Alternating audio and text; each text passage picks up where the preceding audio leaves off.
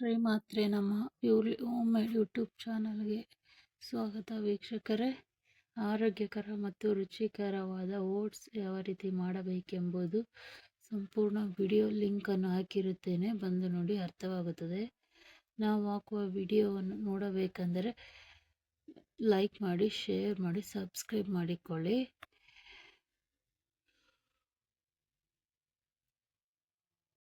ಅಜಿನಮೋಟೊ, tasting salt, food colour ಯಾವುದನ್ನೇ use ಮಾಡದೆ home made ಮನೆಯಲ್ಲೇ ಮಾಡಿಕೊಳ್ಳಬಹುದಾದಂಥ ಆರೋಗ್ಯಕರವಾದ ಅಡಿಗೆ ನೋಡಿ.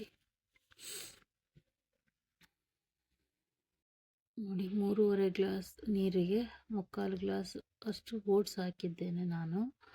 ಓಟ್ಸ್ ಯಾವ ರೀತಿ ಮಾಡಬೇಕು ಎಂಬುದು ಫುಲ್ಲು ವಿಡಿಯೋ ನೋಡಿ. ಯಾವ ರೀತಿ ಕುಕ್ ಮಾಡಿಕೊಳ್ಳಬೇಕು, ಯಾವ ರೀತಿ ಸ್ಟೀಮ್ ಮಾಡಬೇಕೆಂಬುದು. Thank you viewers.